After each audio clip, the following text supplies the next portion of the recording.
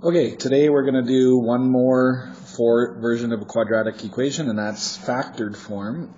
So we'll look at each of the three and kind of see the pros and cons of each.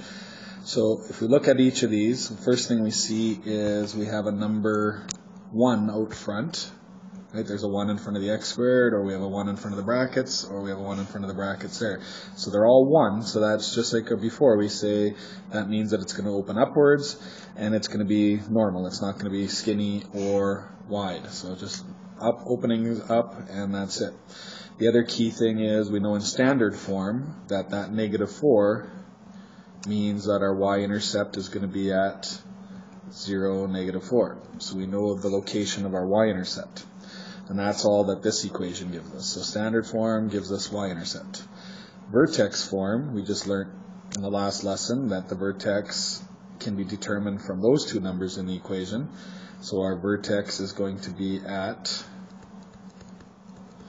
opposite of that, so -1.5, and the same as the other one, so 6.25. So if we do that on our calculator, we can see that our vertex is going to be somewhere down there. So we have our vertex as -1.5 and -6.25. And that's it. So we know our graph is going to be a U-shaped graph looking something like that. So there's our graph. So standard form equation gave us the y-intercept. The vertex form equation gave us the vertex. And now we got one more new equation to look at, and that's factored form. And factored form, if you graph this one on the graph, you see it's also the exact same graph. So all three of these equations are exactly the same, just different ways of writing them. And what we do is if we find our x-intercepts, so our x-intercepts, if you do it off your calculator, go second calc 0, and figure out those. We see the first one here is at -4, and the second one's at +1. And if we look at our factored form, you can see that our factors give us those numbers just like they did with the vertex. But because they're both in brackets, we have to do the opposite. So you got to do the opposite. So 1, 0, and -4, 0 ends up being our x-intercepts.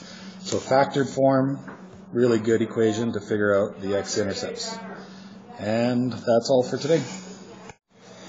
Okay, so let's look at a couple more factored form equations. So let's suppose we have the equation -2 times x minus 3 times x plus 4. So factored form, just like we did before, the -2 out front, all that's going to tell us is it's upside down and a little bit narrower. But the key ideas are the -3 and the -4. Those two values will be our x-intercepts. Our x-intercepts will be a +3 and -4. So we know that the graph's going to cross at -4, 0, and it's also going to cross at 3, 0, and we know it's going to be upside down, and that's it. So we know the graph is going to do something like that. We don't know how high it's going to go and so on. We just know that it's going to be upside down.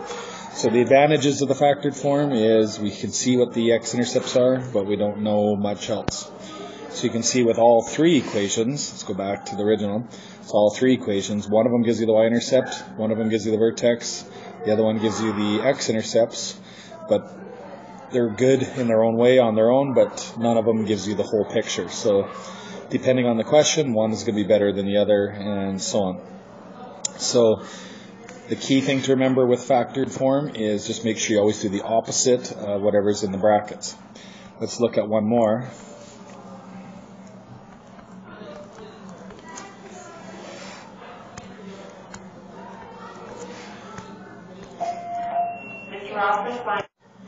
Okay, so for this one, there's our equation -x plus 2 times x plus 5. So we know that our x-intercepts will be at -2, and the other one will be at -5. And the only other thing we know is it's upside down, but that's it. So, but as long as we're only looking for x-intercepts, it's a good form to use, and that'll be it. So we'll stop there. You can do some practice questions on this stuff.